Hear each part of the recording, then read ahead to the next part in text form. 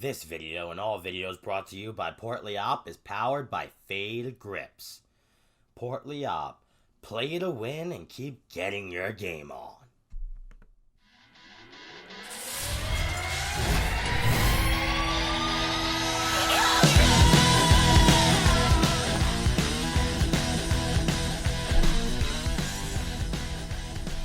What's going on, YouTube and the world? Welcome back to another installment of The Road to Go Pro, the video game series where we discuss a video game in its entirety and what it takes to go from casual to competitive. I'm your host, Portly Op. Today we're going to be discussing the 5 common mistakes most players make. But before we get started, we're going to ask you to hit that like button so that way YouTube keeps showing my content in the video search, and button mash that subscribe and notification bell if you want things like video notification, gaming news, and more. Hope you enjoy the video scenes you see in the background. These clips are from my recent tournament debut in the ESL, Esport League. This is an official tournament by the Esport League, and we're going to discuss the 5 common mistakes most people made, and I made most of them in this video. Now this first clip, I won the match, but every other match you are going to see is going to be a loss, and I'm going to be discussing the different mistakes I made. So, the first things first, even in this video, is do not button mash. Or what I should say is, get in the habit of hitting the exact buttons that you want.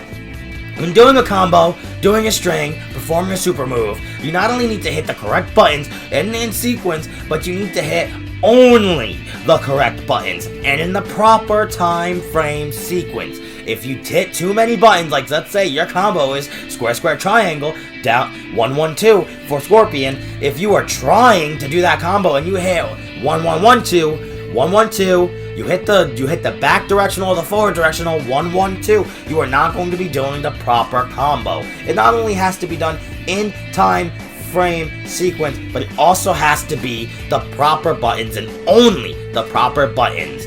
Some of these moves you have to visually on screen confirm the hit mark before you hit the next button. So it really comes down to hitting the right buttons, only the right buttons at the right time.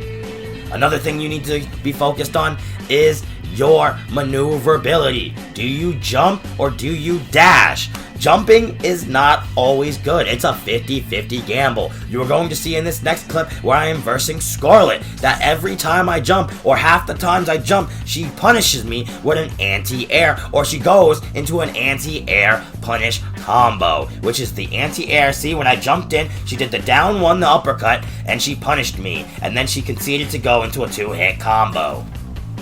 You have to watch what you're doing. You have to maneuver properly.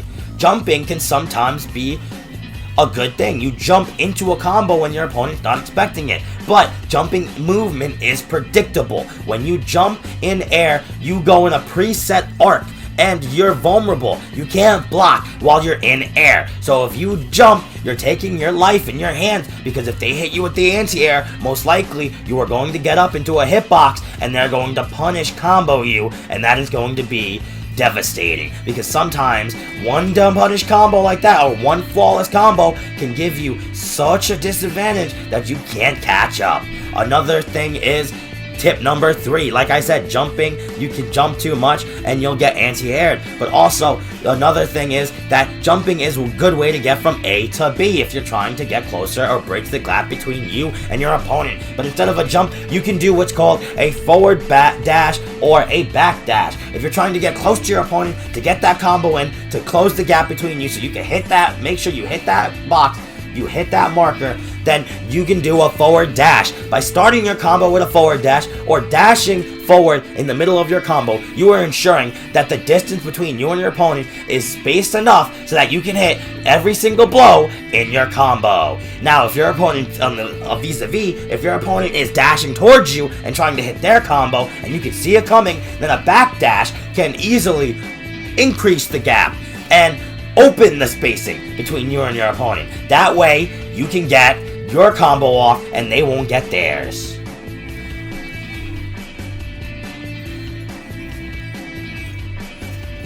So, the third or the fourth tip is going to be utilizing your fatal blow properly. Do not waste your fatal blow. I walked right into her, was not blocking and was not doing anything, and she fatal blowed me. But unless your opponent is stupid enough like me to walk right into it, they're going to be blocking. They're going to be backing up, and they're going to be attempting to hit that fatal blow either in the middle of a combo, as in a short combo string, or they're going to do a massive combo string for maximum damage, and at the end of that huge string, they're going to hit their fatal blow. As you saw in the previous match, and as you saw in this match, I went for my fatal blow. When I go for my fatal blow, as you'll see in this match, I am being hit. Why am I trying to activate my fatal blow while I'm being hit?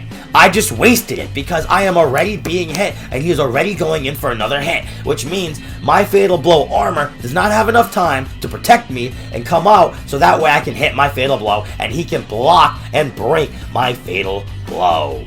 Now, the fifth and final tip, as you see in this video, is this guy is comboing the fuck off. Make sure you're utilizing your tech properly, your triggers, your block, your L2, your offensive meter, your defensive meter. I am not blocking well enough. I am opening myself up by letting go of my R2 in the middle of his combo because I assumed it was my turn to start comboing off. In doing this, I left myself open for massive damage. Also, I do not use my L2. I do not roll properly. My timing is off. And I do not use a delay get-up. By delaying, even doing the smallest thing like a delay get-up, you are making sure you're not jumping right into a hitbox unprepared, with no time to get a block or recover before your opponent starts comboing off because they have advantage.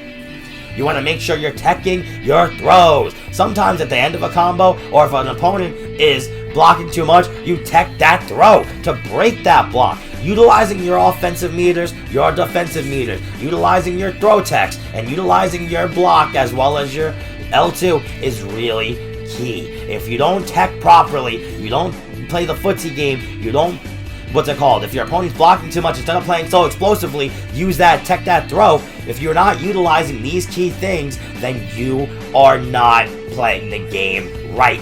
You have to utilize these key things to make sure that you're keeping your opponent on their toes. By keeping them on their toes, you are more likely to have an advantage moment or get a hitbox moment where you can because you have advantage, you can get your combo off and it will be better for you in the game. Me? See, I'm going for that down block. That's not utilizing my block properly. I am blocking too much and he is going to punish me because I am blocking too fucking much in that down block position. You really, really, really need to make sure you tech your throws right. You don't waste all your offensive and your defensive meters. When you get up for a wake up, you use a defensive bar and offensive bar. You won't always hit it, so make sure you do it right.